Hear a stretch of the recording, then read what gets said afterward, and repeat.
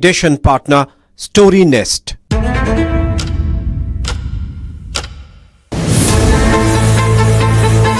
Being a chef, it's my priority to deliver taste, good presentation. Recently, several aircraft approaching Delhi airport reported spoofing incidents with navigation systems showing false locations up to 60 nautical miles away. Some flights were forced to divert to nearby cities. More than 800 flights operation were delayed at the Indira Gandhi International Airport, and these delays were observed across Indian airspace. In a written reply in the Rajya Sabha, Civil Aviation Minister Rammohan Naidu confirmed that the multiple flights approaching airport reported GPS spoofing. He said spoofing incidents occurred during approaches using GPS-based landing procedures on runway 10, prompting pilots to switch to contingency protocols. Such interference is rare, barring at India's border regions. The government has since ordered an inquiry under the National Security Council Secretariat. Global Positioning System or GPS is a satellite navigation system designed to provide the position and timing information to the user. The tech provides location and timing information of the user over land, sea or air by the user satellites. So what is spoofing? Spoofing is an attempt to manipulate navigation systems to transmit the wrong position, speed or time. GPS spoofing involves a radio transmitter near a target that interferes with the actual GPS signals being transmitted. GPS signals are often weak and transmitted through satellite. A stronger radio transmitter can be used to override the weaker signal and send illegitimate coordinates and information to the receiver. If successful, it can pose grave threats to the flights by causing errors in route or altitude. Unlike jamming, another type of GPS interference which disrupts signal entirely, spoofing deceives the receiver into trusting false data.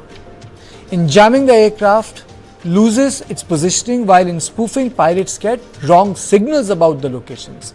Both jamming as well as spoofing can cause significant disruption in the aircraft navigation system. Spoofing or misleading satellite signals sent to trick airborne receivers such as enemy drones is increasingly used in modern warfare. It is a relatively recent phenomenon seen in conflicts in West Asia, Eastern Russia and India's border with Pakistan and Myanmar since 2023, but such activity had not previously been documented over Indian cities. In India, recurring spoofing incidents near major airports such as Delhi, Mumbai and Kolkata have heightened safety concerns. According to a report by the OPS group, GPS spoofing began to severely impact civil aviation in September 2023. In the first few months, relatively few aircraft were affected, but by January 24, an average of 300 flights a day were being spoofed. By August 2024, this had grown to around 1,500 flights per day. The report identified the Delhi region among the top 10 regions in the world that encountered large amount of spoofing after locations in Cyprus, Israel, Egypt, Turkey, Russia, Pakistan, Belarus and Lebanon. While Cyprus at the top position experienced 5,655 spoofing events, Delhi region experienced 316 during the period. According to government data, 465 GPS interferences and spoofing incidents were reported in the border regions, primarily in the Amritsar and Jammu area between November 23 and Feb 25, which is an average of one event daily. On this issue, I am joined by Captain Prashant Dhalla, former Flight Operation Inspector DGCA. Thank you so much, sir. So there are two questions. One is about the GPS and another is about the spoofing. Why has spoofing increased so much? Do you think that there is a technology spin-off that has taken place, that something that was relatively in the hands of military is being accessed by people in the civilian ambit? I would say partly you're right. However, we must have a clear distinction between civil aviation and military aviation. Though the source data is of a satellite, we must understand, the viewers must understand, the aircraft primarily navigates based on the GPS system. Also, the manufacturers have inculcated a system which is, we call it inertial navigation system. It works on a ring laser gyro, which is a system which is already there inside the aircraft. So GPS is an external aid. Now in this growing and evolving situation, we see a lot many aircrafts, and India being the third largest aviation market in the world, such kind of instances and situations will increase. Now these miscreants who are trying to create this sense of confusion, wherein the pilots who are sitting inside the cockpit can be misled, like your report clearly says. You've very, very rightly drawn the distinction between spoofing and jamming. So the pilots are trained. While I was in government service, we had issued a circular dated 2023, wherein there was a feedback that if you encounter such situation, you're supposed to inform the regulator. So the government was proactive enough to take certain steps and measures. And now, when on the floor of the House, the Honorable Minister has stated that yes, the country had faced this attack, this cyber attack. We have to be extra careful. So, Prashant, how big is this challenge? Because the technology is evolving, technology is not static, response also need to evolve. And this time the minister spoke in Parliament. The reply was given to the Parliament. People were surprised to know that this spoofing happened simultaneously at 7 spots that day. You very rightly said, with technical upgradation, you get a lot of challenges. This is a grave threat to the national security. However, we must understand that the pilots are highly trained individuals, professionals who are given that particular training. So I remember my case. I was also trained accordingly for this particular instance, where you were being fed in a simulator a wrong data. The aircraft is supposed to be, for example, let's say overhead Delhi, but we simulate it to be overhead Canada. Now the pilot who is trained enough, he is able to land this aircraft safely with the available navigation data. It's a very serious issue, but the pilots are also very trained individuals who have this mitigation trainings already in place. I'm also joined by Kanish Kaur, founder India Future Foundation, cyber security expert. How come these spoofing incidents going up? What I really need to understand is that aircrafts are not 10, 20, 30, 40 years old. We have a long aviation history. How come there's a spurt in spoofing attempts? Why is this happening? So, with the advent of technologies, getting access to that kind of infrastructure to create fake bogies has become relatively easier right now for terrorists. That's made it. Secondly, the aspects with respect to no flying zones, which are to be there around airports, I don't think so that is being followed. Third, with the use of drones and artificial intelligence, you could create fake bogies quite easily. So one has to ensure that the mandate which DGCA has in terms of having no-fly zones is properly followed on ground. And the zones where you find drones operating and then creating fake bogies, or the infrastructure which is set up near the airports, you need to have proper sanity checks to ensure that access is not provided. Because setting up a fake bogie for GPS spoofing is not easy technology. The infrastructure is quite expensive, right? So someone has this kind of infrastructure and then is using technology to his advantage, because the regulation is there. But when it comes to on-ground implementation of the regulation, I don't think so. We have done sufficient guardrails right now across multiple airports in the country. Okay, Kanish, so what are the guardrails? Can you tell me? What are the guardrails which need to be deployed? I think we've got an expert who's on a panel with me. He should be able to articulate it, right? You have specific zones where there should be no drones around. You cannot have surveillance equipment around airports, right? Which could be used for jamming or spoofing. This is mandate as per DGCA. Now, to ensure this mandate is being followed on ground, what is the level of checks and balances which are being followed? That is something that really needs to be looked upon right now. So if someone tries to use technology and then use drones and then use AI and a combination of creating fake bogies, you have to constantly monitor and detect it. So it is the responsibility of the staff which is there responsible for command center operations, safety and security for safe landing. I think they need to have better monitoring equipments on ground, and these monitoring checks have to be constant, right? and they have to work with law You enforcement. made a good agencies point. on I'll take this to Captain Prashant Halla. You made a good point. If you look at the warfare that's happening across the world, Prashant, if you look at the Delhi blast, you didn't find RDX there. There was no plastic explosive there. These guys were trying to create explosives through what is available in the industrial units or the agricultural units. So the warfare has become hybrid. So even in the aviation technology, you don't need to get a military gear to do this. You can actually outsource your material through Amazon and build something which can be really intrusive and harmful to the aviation sector.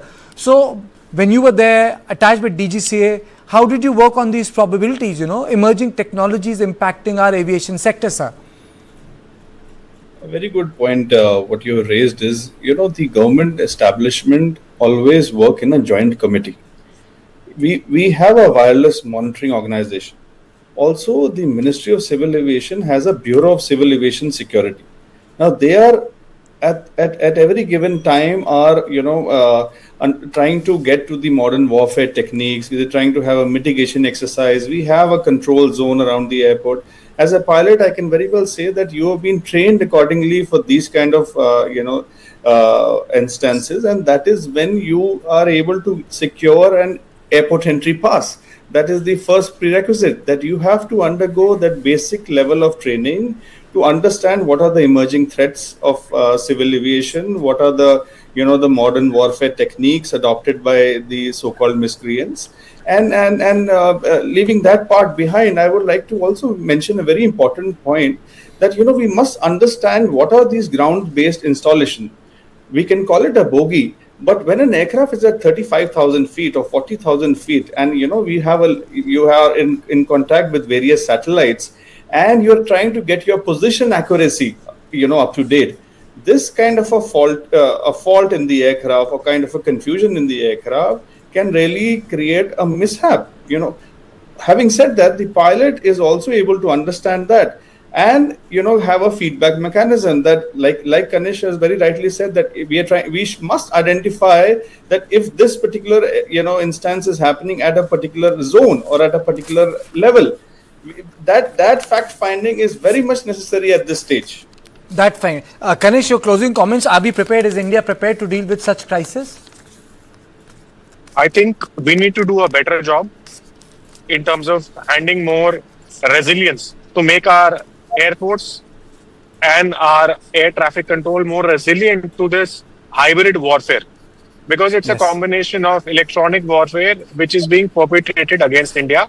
If it can happen at Delhi, it can happen in Bangalore. There is a strong probability that it will happen again. So what are we doing in terms of building up our command and control servers to ensure that there is proper guarding, whether it is physical guarding, whether it is monitoring, whether it is satellite interception, whether it is electronic monitoring? How are our command and control servers, C2 servers, C4I2 systems set up? I think there is a massive level of investment which is required to look at these threats. Okay. Because if we are talking about a pilot and an aircraft, they will not be able to understand whether the signal which is coming, it is from a real one or from a fake one. They ultimately have to apply human intelligence, right? That's why our pilots are so smart. But if there is technology intervention which is happening right now, what are the methods to take them down? Right? So implementing those control plays an extremely important role right now. Given the situation we had during Operation Sindoor or post-Operation Sindoor, we have seen multiple threats being made by our neighbors as well. So we should not take this lightly. Absolutely. We should not take this lightly. Thank you both of you for joining me on this conversation. This was on point 2. But on point 3 is on the Vande Mataram debate, which is finally going to happen in the Parliament on Monday.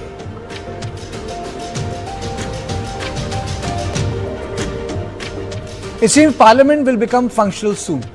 Treasury and the opposition have come to a consensus to debate the Vande Mataram issue on Monday and electoral reforms on Tuesday. Now, Vande Mataram debate is something very important. Vande Mataram, which is a national song, mobilized thousands of Indians to fight British colonialism. It was the anthem of the Indian independence. But even today, it is mired in controversy. Its complete rendition was opposed by conservative Muslims, and even today, conservative Muslims in politics are opposed to it. The main reason is the song imagined India as a mother, and the conservatives want to see Bharat through the prism of Vatan. The idea of India is still contested. Now, on this issue, I am joined by Bhanuchandra Nagarajan and Smita Mishra, both who understands BJP, RSS, and this larger issue. Let me start with Bhanu and then I am going to go to Smita. Let this conversation be inside out, not verses. There is no verses in the conversation today. So, Bhanu, why this Vande Mataram debate is important, that is going to happen? And the same question to Smita. See, that's a fantastic question, Karthikeya. It's simply because that is the main question, according to me. The details of the Vande Mataram debate is something we can go into detail and it will be debated in Parliament. Why the Vande Mataram debate is something that we have to talk about. See, every generation feels that they are living in the best of times, and their generation is the best generation.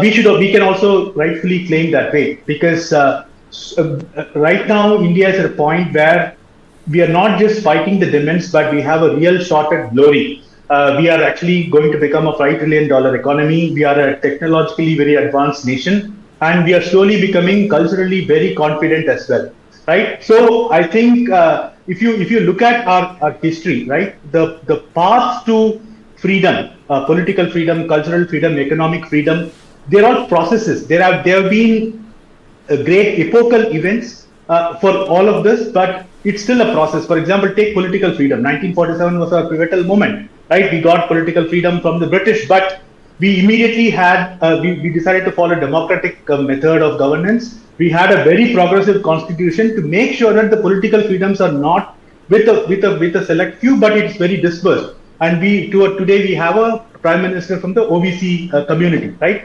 Similarly, economic freedom. The epochal event was 1991, but it was not over. We still have many things to do, and the labor reforms that we speak about are part of that, right? So, similarly, for cultural freedom, so much was left to the community and society, and politically, in terms of Hindu culture, started gaining hold from the Ram Mandir movement, right? And there was, and it carried on, and politically BJP, which professes cultural nationalism, came to power. Then the Ram Mandir was built, so on and so forth, right? So this is a whole process. And though, people like you and me and Smita, we have heard this debate many times, it is important for the next generation to also hear is this. Is it also about, Smita, that even in 52, 48, 49 post-independence, the idea of India was being contested. Nehru saw it differently.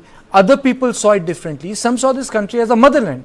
Other people say, no, we want to treat it like, through the prism of Vatan.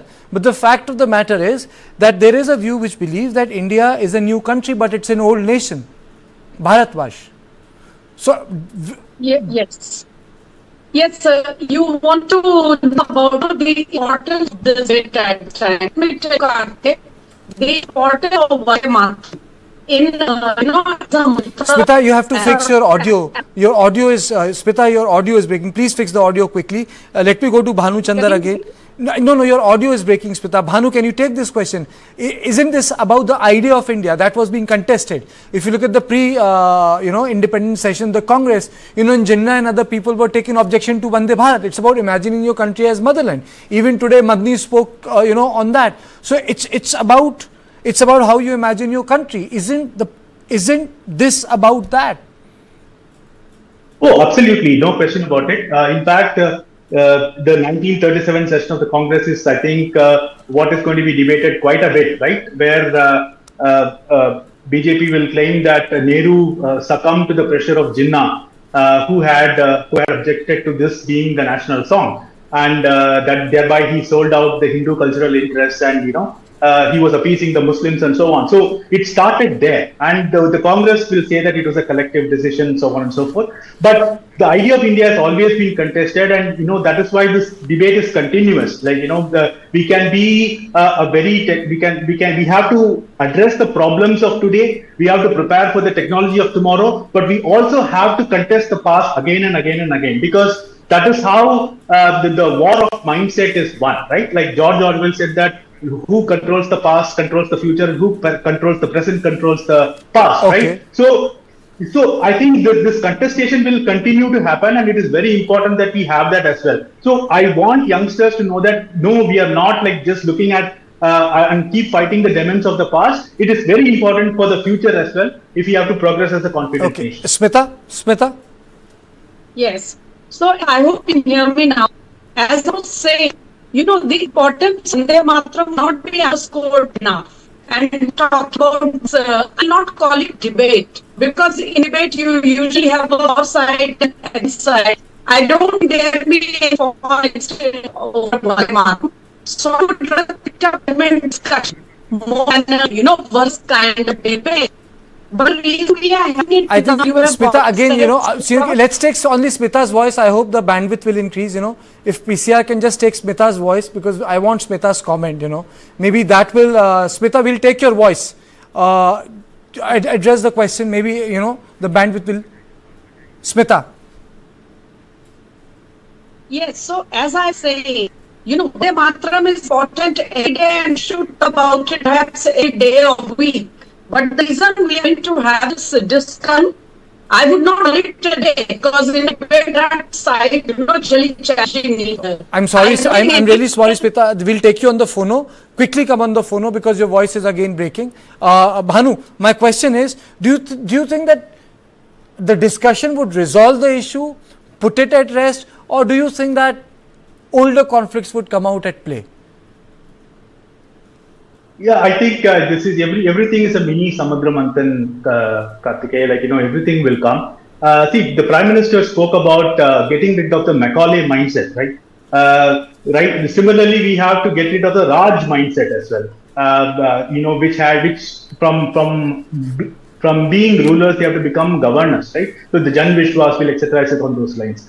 So we have to get rid of the Congress mindset as well, which actually berated anybody that spoke with a bit of cultural depth as backward, right? So I think this reclamation process will happen, and it is important that this churn has happened, and both poison and nectar will come, and the society has to absorb. There is also another thing, there is a great public acceptance for the cultural nationalism, which was not there. It has acquired a political mainstream which was not there in 70s and 80s and 90s. I think the debate on Vande Mataram is also a reflection of that.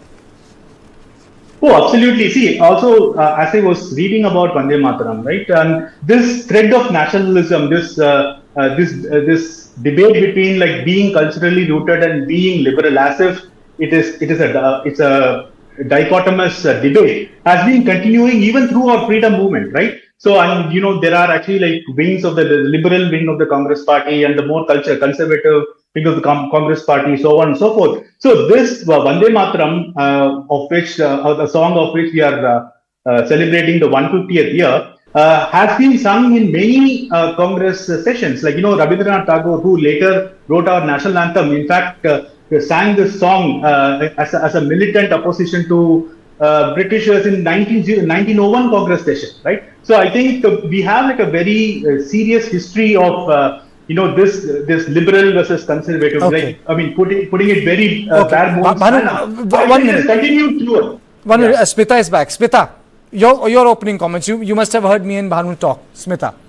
Yes. So as I was saying, you see, there can be nothing more important than Vande Mataram. To serve as a rallying point for the youth of the country. Because the British may have left, I agree. But we have multiple challenges on our national unity, our integrity. And you need something which will make the people feel one. And all this thing about Muslims not wanting to sing Vande Mataram because there is a deity and they do not believe in a deity. It's unfortunate, Kartikeya, but this seems more like an afterthought. Because if you look at the peak of the freedom movement, and the most telling example is of Barisal, where more than 10,000 Hindus and Muslims in the face of untold oppression came out on the streets to sing Vande Mataram together. This was the period when something called Vande Mataram Prabhat Fairies used to be taken out by the people, because these were the people who wanted the the society to rise up against British oppression. And nobody at that time had any problem with singing Vande Mataram because it made them feel one, as one country. So all this is an afterthought which has arisen, I guess, it was around the time of the partition. And coming to the current situation, you all know the history. I would not like to repeat all of it. I just want to say that next week when the Parliament convenes to discuss this, the whole Vande Mataram issue, please remember that there will be some back and forth on the question of dropping the full national song except the first two stanzas, because that again shows that people have been trying to do nitpicking and create an issue where none exists. Also, we should look at the political equations also. As you see, if I'm not wrong, we are told that in the beginning, there was not much keenness in the opposition to talk about Vande Mataram because they wanted to keep the SIR as their one and only issue till it is resolved. But it was Mamata Banerjee, the TMC, which broke ranks because obviously there are elections pending in Bengal early next year, and Mamata Banerjee could not be seen staying away from a discussion on Vande Mataram or even to be seen opposing it. So when TMC broke ranks, the others had the rethink, and then they have all agreed. And I do have a feeling that even if there will be opposing views from certain people, perhaps the All India Majlis-e-Ittihadul Muslimin, Mr. Owaisi, or some of the South India parties, they may have some reservations. But all in all, I believe that on this historic occasion of 150 years of Vande Mataram, when it was first published in Bangadorshan, its first time as a publication, at that time it was kind of a poetic composition. From a poetic composition to a kind of a national rallying point, something which almost, electrified the nation in those difficult times. It will be a very helpful discussion, most particularly for what we call these days. You see, the larger issue is what's wrong, Smita? Yes. What's wrong in Smita if the imagination of India is in context of a mother? What's wrong in that? I don't understand. There is Russia, there is Germany, there are all kinds of European countries. They all look upon their nation as a motherland or fatherland. Yes. I think the best emotion a citizen can have towards their country is to look upon the country as a mother, because she is the one who sustains us. I told you, all this debate is an afterthought. When things became us and them kind of a debate, I do hope, because it pains me, Kartikeya, I do hope that when this discussion takes place in Parliament, even if there are some naysayers, some opposing views, the overarching view should be to tell the millennials, the Gen Z, the importance of this song, why it became such a rallying point for the country. Okay. And there was a time when Bhikaji Kama, she hoisted a flag which had Vande Mataram written on it. In Stuttgart. And she did that in Germany. The kind of Smita, I've really run short of time, and she did that in Stuttgart, and she did that in Germany. It happened in Germany. So it's not as if it was confined to some 4 places here. It happened in Europe. But thank you, Smita. Thank you, Bhanu, for joining me. There'll be a long discussion. I hope both of you also joins me on the show on Monday. And this is all I had on Point today. I'll see you tomorrow at the same time. Thank you and good night.